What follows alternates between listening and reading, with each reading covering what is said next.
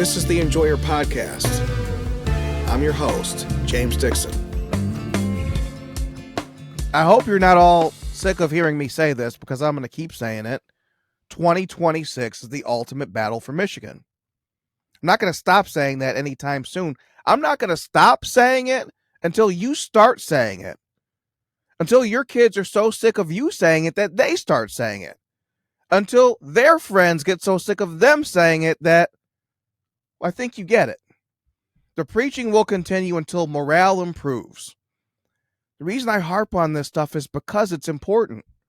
When Democrats had the pink wave of 2018, Gretchen Whitmer became our governor, Jocelyn Benson our Secretary of State, and Dana Nessel our Attorney General. We didn't know back then quite how bad we had it or would have it. Democrats had a lot of power, but Republicans still controlled the legislature. Then in 2022, the pink trio was reelected, and they took the legislature with them. 2026 is the first time since 2018 that all those seats will be open again. There won't be another year like this until 2034. And so either Republicans make plans to save Michigan from sure and certain ruin, or Michigan will certainly be ruined. It matters who wins. It matters who runs. And it matters who runs the state Republican Party. That's why the Enjoyer Podcast is going to be interviewing all the candidates for Michigan GOP party chair. Last week, you heard from Michigan Maddock, a former co-chair from 2020 to 2022. Late last year, we heard from Senator Jim Runstead. On Thursday, I'm going to be talking to businessman Scott Greenlee. But today, I talked to Ambassador Joseph Cella, who recently threw his hat in the ring. Cella has joined the Enjoyer Podcast before to talk about the China threat, and today he'll talk about his candidacy. Joe, thank you so much for taking the time. Great being back with you, Mr. Dixon. I very much appreciate the opportunity. Absolutely. We'll start you off on an easy one.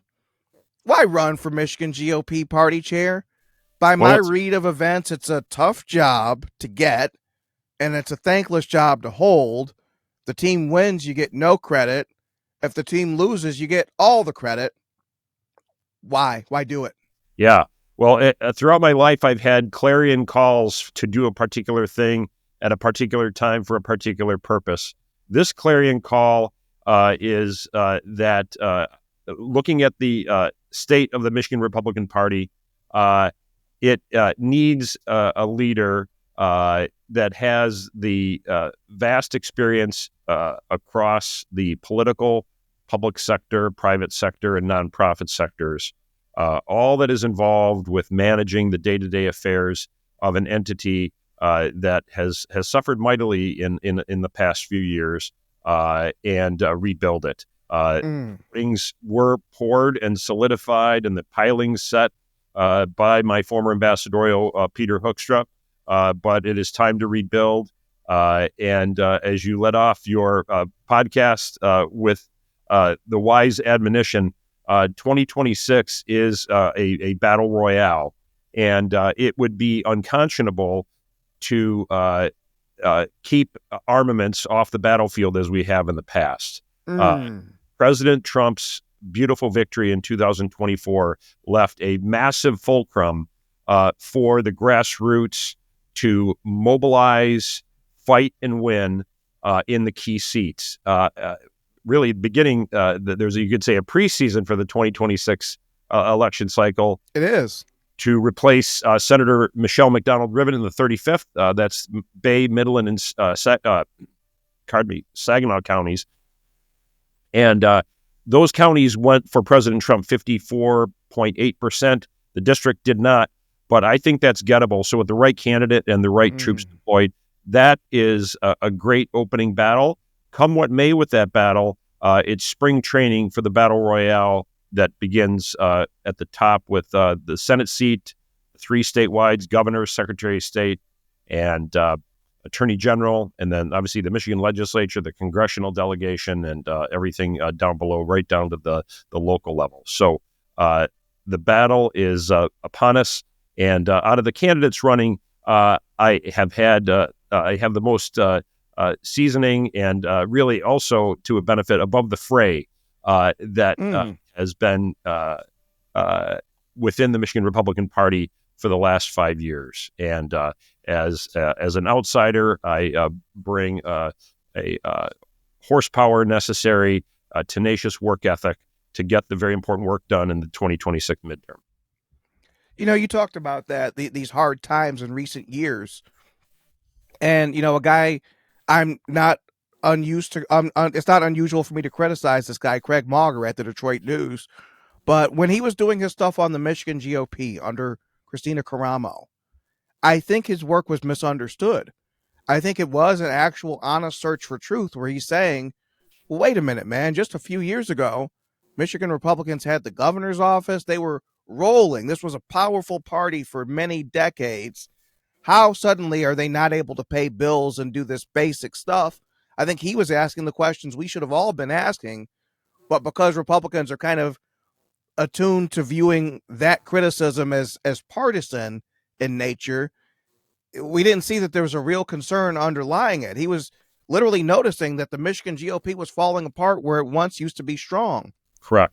What's your read on what exactly happened? Well, I happily was not involved with those dramatic turn of events, and but what I can tell you that Mr. Dixon is that I first became involved in the party in 1988 as a precinct delegate. Attended any number of in Macomb County, attended any number of county conventions, district conventions, and state conventions over the years.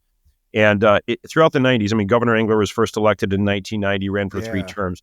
And that, I would say, was the golden era of the Michigan Republican Party. Yes. With his leadership, the leadership of former Senator Spencer Abraham, there were epic victories. That was in 1994 was an epic year, and that is something to be reflected on. And 2026 could be similar. That involved certainly the pickup seat by Senator Abraham. Governor Engler's second reelection, and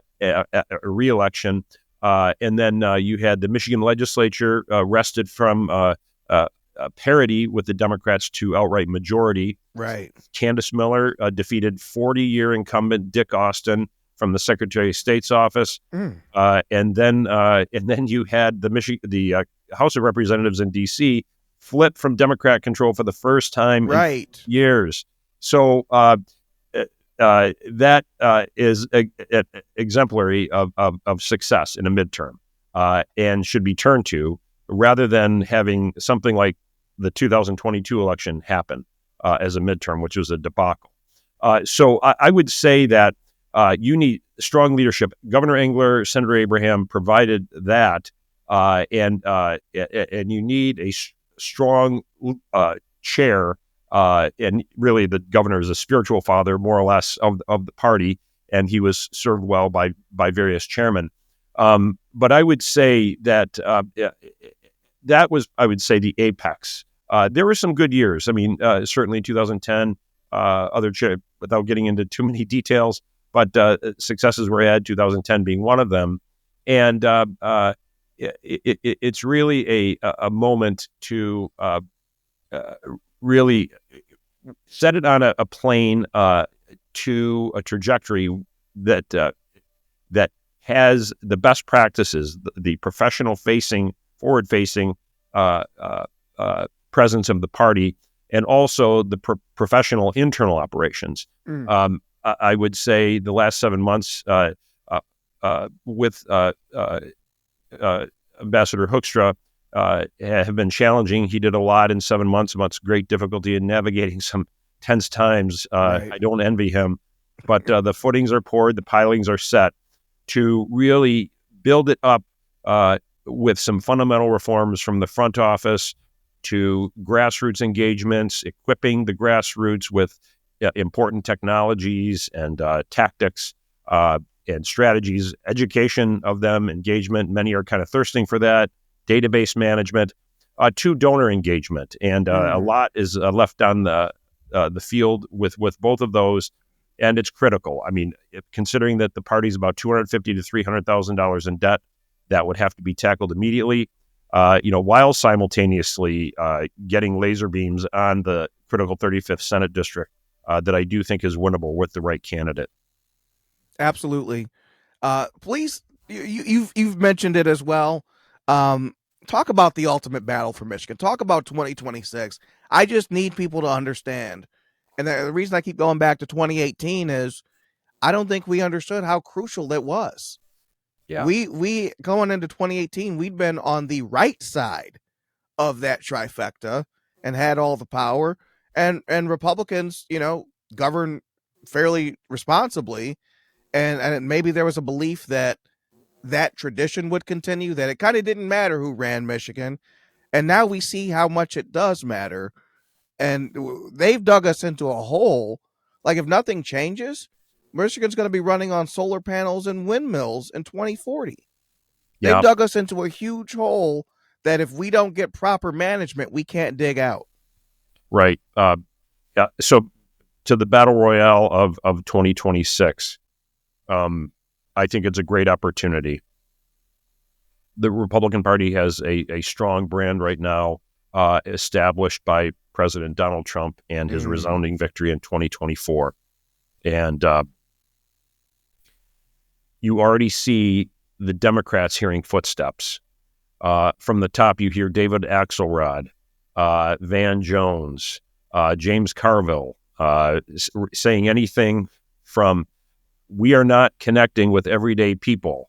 I think Carville yesterday saying we have to stop using NPR talking points. All of that leftist lunacy, right? Woke bizarreness. We've had a steady diet of that nationally, but disgustingly in Michigan as well, emanating from the Whitmer administration. So and the people spoke in this last election. So you see the field already. The Democrats are hearing footsteps in Michigan. So Gary Peters, who is up for U.S. Senate, saw the very narrow margin by Alyssa Slotkin. Yes. What does he do? So a few days before the election, he uses essentially Republican talking points, decrying the CIA and FBI directors for not appearing before Congress to testify. Days later, almost mirroring Republican talking points as well, he decries President Biden's pardoning of his son Hunter. So he knows that he is in for a fight, and he's adjusting his course, trimming his sails. You also see this with Mayor Mike Duggan, who is tacking to the right, I would say, by becoming an quote unquote independent, an overnight independent. Never heard of anything like it. Despite his lineage and bona fides as a Democrat operative and liberal Democrat activist for many years. So those, I think, are very bright lights. I think you see a bright light also in the Michigan House that is now a 59-seat majority for the Republicans. I think you will see great work from Speaker Matt Hall and Senate Minority Leader Eric Nesbitt to join forces. And I think you could see spring training in that, Mr. Dixon, as you remember the lame duck session. It was almost like the mask fell on the Democrat Party in Michigan and how they operate in their prioritization, whether it was, tampons in boys' restrooms or whatever. Driver's licenses for illegals. Absurdity. And it is biblical. It is biblical that at the moment that the enemy struck, they were confused and ran off in seven different directions. Yes. The fact that on the last day of session, House Speaker Joe Tate was a no-show? Right. Yeah. Are you kidding me? Right. You guys gave up. Right. The enemy was so demoralized that even when they held all the gavels, they gave up. Yes. That tells you something. Yeah. Very, very important point, Mr. Dixon. They are dispirited. They are scattered. You could say an identity crisis. However, we cannot stop fighting. You may remember President Trump's iconic admonition, first in history, after he was shot in Butler, Pennsylvania on July 15th. He stood up and what did he say? Fight. And if you fight, you win. And we really cannot cease fighting from the fighting we have done in 2024, so that we can carry that momentum into 2026 and succeed. And I know President Trump is watching this very closely and sees it as an opportunity in Michigan. And if I'm so honored to be elected chairman, I will be by his side and fighting for as many of those wins as we can get up and down the ticket. Absolutely. I think about it, 2026, it's a 165 candidate opportunity. The big four, the governor, secretary of state, attorney general, Gary Peters' seat, which, by the way, in a year where Biden won Michigan, and Biden's not well liked, Gary Peters ran behind Biden. So he's by no means infallible. I think if you were to post pictures of Gary Peters without his beard, he loses immediately. The entire U.S. House is up. The entire Michigan House, the entire Michigan Senate. What is the chair's role in making sure? Meshawn Maddock made a great distinction, I thought, that you don't want to be favoring any particular candidate, but is there a role for the chair in making sure there's enough players to play the game? Yeah, a great question. And as to the point of picking favorites, I mean, unfortunately, during her tenure as vice chair, favorites were picked, unfortunately, and that was a departure from tradition, and that was very disruptive, and that can never happen again. So in this instance, it's time for a strong chairman, a strong leader with a proven track record. I come in as a bridge builder, going to all people, and have fought and bled and have the scars from grassroots battles, which will be a part necessarily of this 2026 midterm and the preseason spring training in the 35th state Senate district. And so it is simultaneously, you are the sort of the mouthpiece, the figurehead, the public-facing persona of the party, communicating those principles of the Republican Party to the public.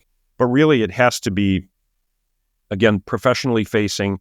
I think my former ambassadorial colleague kind of began, I guess, the process of I guess pouring the footings and setting the pilings for this very important work to begin. So at the same time, it's building on that great win of President Trump, talking about his MAGA agenda, advancing his principles. Simultaneously, in Michigan, you're triaging a state party operation while organizing the grassroots, providing them the tools that they need, recruiting the donors, many of whom I've been in contact with across the state, and even out of state, who see Michigan as an investment, some of whom are in blue states, who want to rally to the call and see the trend and want to saddle up to it. So it's a critical time at a critical place, and I'm concerned that if the wrong candidate for chairman is selected, I think there would be a continuation of that period of difficulty that we've both of us have witnessed in the last few years. Yeah. What are the traits Michigan Republicans need from a party chair, and what are some traits that are unwanted in a party chair? Well, I think firstly, if you consider the course of recent times, you need somebody that has a judicious temperament and has the ability to navigate rather shark-infested waters and transcend the fray and be affable and amiable to all. And I think it's also important to bring an engagement where all engagements are done legally, morally, and ethically, and you treat all people with dignity, worth, and respect. And then complementing those, I think, foundational things, having the chops to know how campaigns, particularly in the grassroots, are run, and from the devising of tactics and strategy and the execution of them. The communication realm is key. Being able to spot an opportunity to message on and be nimble to respond to it. And I'll say that I guess what is not wanted are those that I think have been on the inside, a part of the problem of kind of this undermanagement and I would just say wrong-headed decisions that have been made, whether it's engagement in backing a candidate ahead of a primary being concluded, to fundraising processes and protocols. Right. Really should be above board. So, Right. I just think that you have to be cool, calm, and collected, and not somebody with a shaky hand on the tiller, and can't really connect with people in a really a fingertip sense kind of way. So Yeah. Yeah. Two of your competitors, Jim Runstead, Michigan Maddock, are well known among grassroots Republicans, and this race will be decided at a convention. True. The kind of event that people who are willing to spend all day with Republicans attend. How do you prevail in a convention scenario? Well, it's an excellent question. So you do what all of us are doing now, and that is engaging delegates face-to-face, by Zoom or email connection. And yesterday I did all three. I was first at the Wayne 6th gathering at the Wayne County Fairgrounds. Okay. And then drove down to Monroe for the 5th district gathering. And between then, and as I was rolling into the Monroe 5th, was on a big Zoom call for the 1st district that involved a bunch of county chairs. Very warmly received. Some fastballs were thrown at me. Some fake news was peddled. But like President Trump, I'm going to forge through the fire of the fake news and keep fighting. So as to the delegates, it's obviously a chase for as much support. So 50% plus one is the goal, right, on February 22nd. So that's the fight. Absolutely. It's been said that Trump had a bad effect on the Michigan Republicans, and kind of the examples people cite are 2018 and 2022, where I would argue the problem is actually that Trump's name didn't appear on the ballot. Those elections did not go well for Republicans. But here we have the same problem in 2026. Donald Trump is not walking through that door. He's not appearing on the ballot. So kind of two questions. Yeah. In the end, we'll start with this one, then I'll have a follow-up, but we'll start with this. In the final analysis, now that Trump is done running for office, what was the Trump effect on Republicans in Michigan? Well, I think it should be considered not only on Republicans, but also non-Republicans. He expanded the footprint for both. I think he brought people from outside the party or unconventional Republicans or low propensity voters right able, whether it's the ethnic groups, whether it's Muslims or Hispanics. Catholics really soared. And I would say in part here in Michigan, the engagements of Gretchen Whitmer single-handedly the made Dorito Communion did not help the Democrat Dorito cause. Communion, I mean, just unconscionable. I mean, that alone, James, single-handedly may have tipped Michigan in favor of. I believe it. Yeah. It was one of the more like theater of the bizarre episodes I've ever seen in my life. I mean, and outrageous in terms of just political judgment. So I guess it's reflective of the broader track record that she Joe, has. if you want to see something else crazy, watch that end of year interview that Whitmer and her husband just did with Tim Skubick. Yeah. See if you can get through that 7 minutes. It's a hard 7 minutes. I watched a bit of it, yeah. So, exactly. So, we all watched a bit of it because a bit was all we could tolerate. So I would say this, talking to people very close to the president that are serving as Sherpas of the various nominees, and in the policymaking realm on the beachhead teams, as they're called, that land after the election, and getting ready for the landing teams that arrive on Inauguration Day. They have let me know that President Trump is tracking the states, the swing states particularly, right down to the state party goings on. I mean, when the Wisconsin party chairman won re-election in the Republican Party, President Trump I sent out, I think, a posting on Truth Social congratulating him. He's following closely then. Yeah. So he will have skin in the game, and I think he sees the importance of solidifying the great MAGA agenda in the grassroots. So we'll see him. I think he will be as omnipresent as he can, probably campaigning with the intensity that we've seen him in the past, and I know setting the stage for the midterms, but also in as much looking down towards 2028, so that we can keep this momentum, because you can do a lot in 4 years, pardon me, but you really need 8 and beyond to reel back in all that has been done. And Michael Whatley, the chairman of the Republican Party, spoke to the imperative of this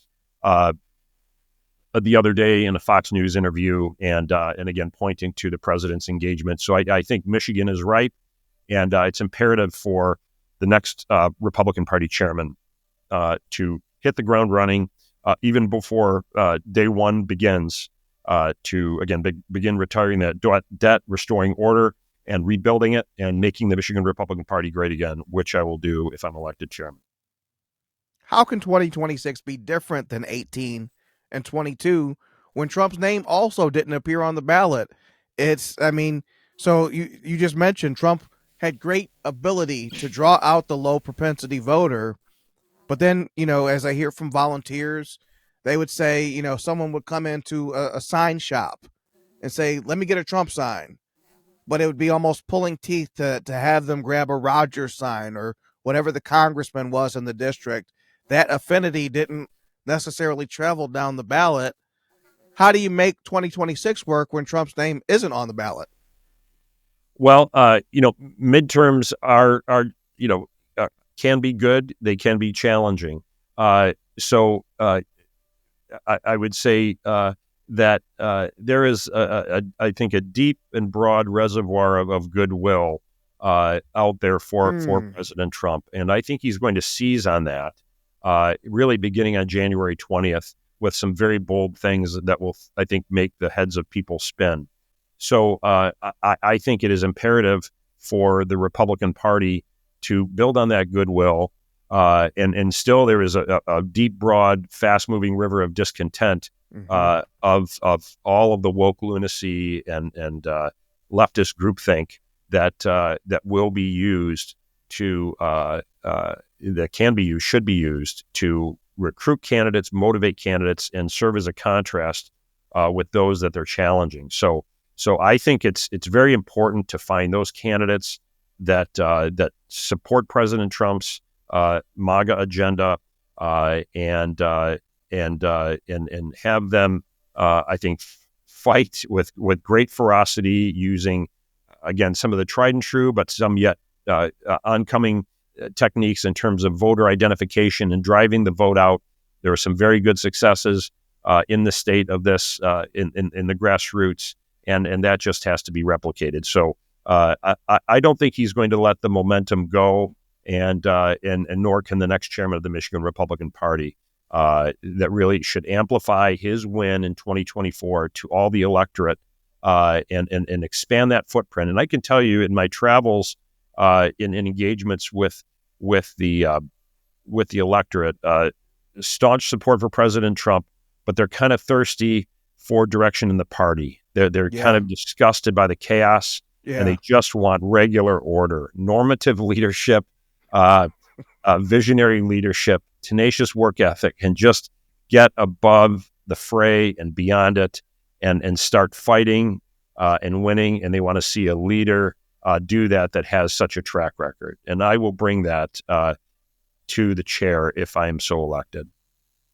there are many factions within the Michigan Republican Party.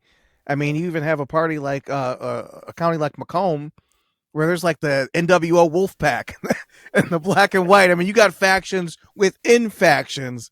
Right. Is this kind of much ado about nothing? Is this a feature or a bug?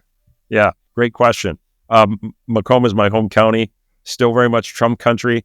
When I first entered the arena as a precinct delegate in 1988 there were two factions. There was a group called M-Corps, and then you had the regular party. So M-Corps was the Michigan Macomb Coalition of Republicans, and a charged group, merry band of warriors, and soon they were defeated. Precinct delegates were recruited, and normative order was established in the regular Macomb County Party. And people that were in that, I was friends with beforehand and friends with afterwards. So really, swords need to be drawn down. Bridges built to those people that may be disaffected or have other axes to grind, and really keep an eye on the prize to fight and win against the Democrat candidates. And there is far more that unites us than divides us, and it's important to have a leader that's a bridge builder that has succeeded in bridge building to heal those rifts, and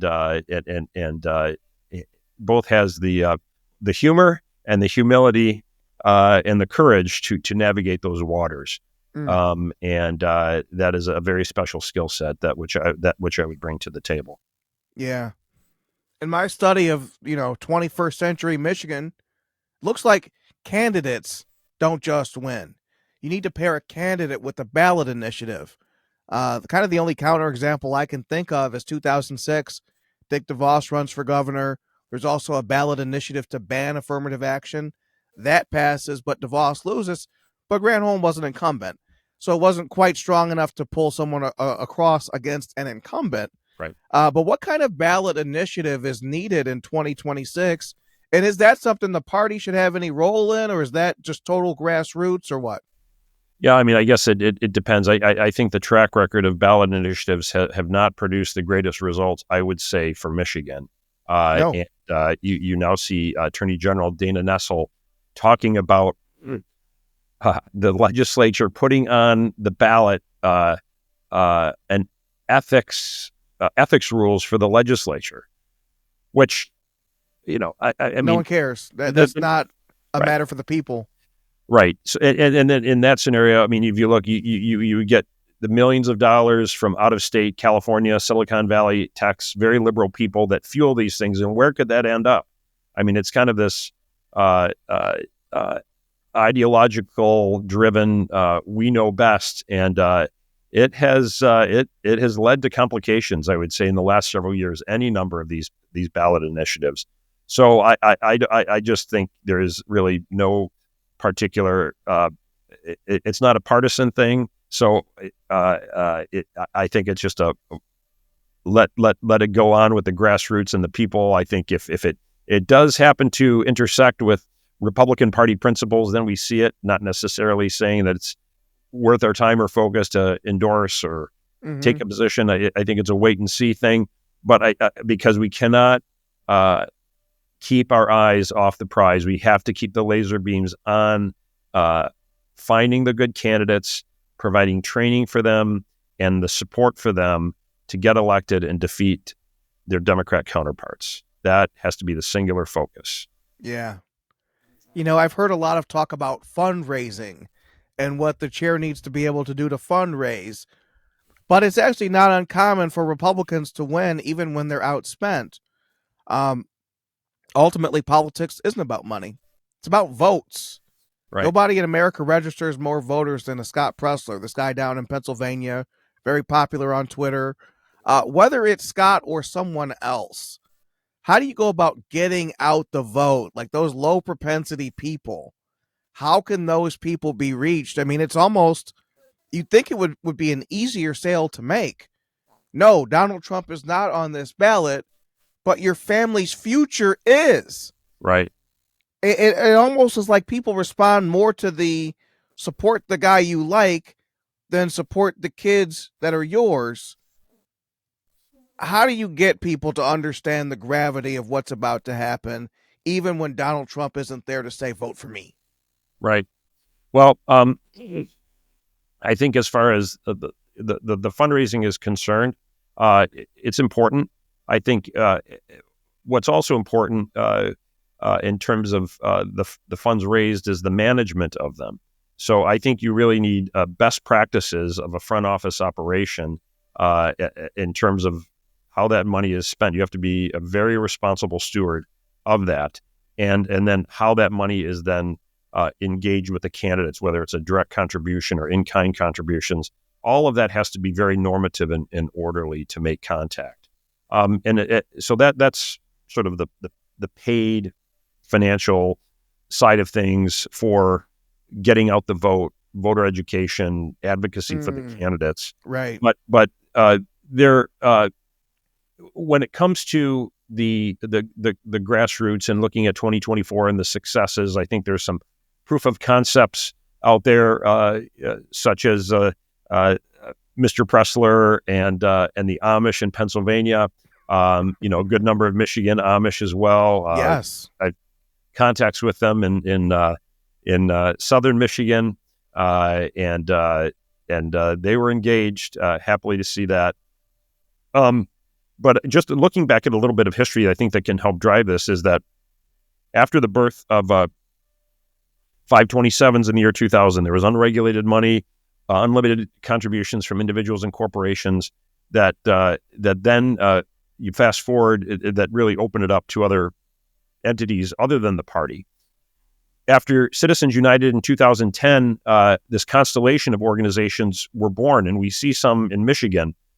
So there's a new constellation now out there, independent work such as Mr. Pressler and other organizations that can play integral roles, and I think complementary roles to the grassroots. And I can't just overstate it, Mr. Dixon, in terms of the thirst that people have in terms of wanting to be communicated to.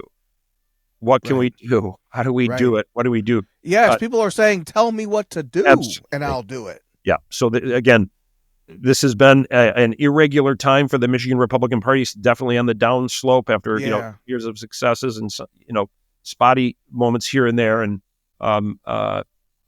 some heroic moments by some that will remain unnamed. But they thirst. They look at the chaos.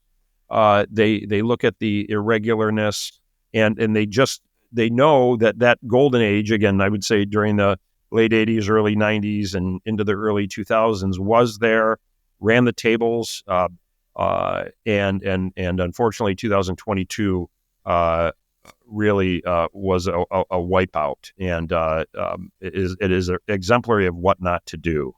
So so I would say that again, going if I serve as chairman, there would have to be there's an expectation to bring the desk to the door of these people through engagements that have to happen, whether it is the tools necessary for education, voter contact, that will help drive the message to that expanded footprint. But it has to be that kind of concierge contact, curated approach that has been lost, and voters thirst, and their thirst has to be quenched. Absolutely. We'll get you out of here on this one, Ambassador. How does a party chair leave the Michigan GOP better than he found it? The Boy Scout question. Like, how do you leave it better than you found it? One needs to have the best practices instituted from top to bottom. It has to be a professionally forward-facing, public-facing operation, and a professionally run internal operation. Normative practices, market prices, sound communication practices, nimble communication practices, robust candidate engagement and support, constant contact with the grassroots and the leaders, and be able to spot opportunities that are out there, challenges, turn them into opportunities and then successes. And I would just say that one example of this is just sort of a snapshot of what I would bring as chairman, is that, and this has happened in the past, in those sort of golden years, they pounced on former Speaker Lou Dodak for some corruption, and there was a House Fiscal Agency scandal, and then the hammer fell. We had parity the following cycle in '94. We had majority. So the engagement that I led with the grassroots, help of Ambassador Hoekstra to combat Governor Whitmer's taxpayer-funded deals with communist Chinese-based cattle in Goshen, is a textbook example of having the judgment to spot an opportunity, be able to assess calmly the state of affairs, and then engage with the grassroots, develop strategies and tactics, and then execute them. As a result of that, there have been 3 congressional investigations. Yesterday, the Defense Department declared cattle as a communist Chinese military company, and there's more to come in terms of corruption. We've talked about this before. So that is the type of aggressive, intensive, tenacious grassroots engagement that has to be replicated when it comes to grassroots engagement and then candidate engagement up and down the ticket. And 2026 presents a great opportunity for that to be replicated that would help make the Michigan Republican Party great again. We'll actually get you out of here on this one. What you referred to market prices. Is somebody getting overpaid? I don't know, but I would tell you this: what has to happen. I don't see the books, but I think that an audit is necessary to just see how things are running, because you hear a lot of talk out there, and I think the free market is the best driver of performance. And I would say there's no greater performance, Mr. Dixon, to show how the free market works than Elon Musk and SpaceX. NASA gets billions more, hundreds of billions more, and they're still sitting on the launch pad. And his rockets are entering orbit multiple times a month. So that market treatment, transparency. If I'm elected chairman, one idea that I have would be to issue an annual chairman's report for all to see, and nothing to hide. These are hardworking people who give money perhaps that they do not have or tough to spare, but they part with to help the cause. And the least that we can do is to be conscientious, good stewards of those precious resources and show how it works. Absolutely. Ambassador, I want to thank you so much for taking the time. It's going to be a fascinating race, and to see what happens and what becomes of this. It's the ultimate battle of Michigan. Nothing could be more important for securing our ability to remain in the state we're in, and that state to remain viable. Ambassador, where can people find yourself online and more about your candidacy? Sure. So Facebook, simply Joseph Cella. And then on Twitter, it's MIGOP Great Again. The website will soon launch, and we'll have yet more information on it. Absolutely. Be blessed, Joseph. God bless you, sir. Thank you very much.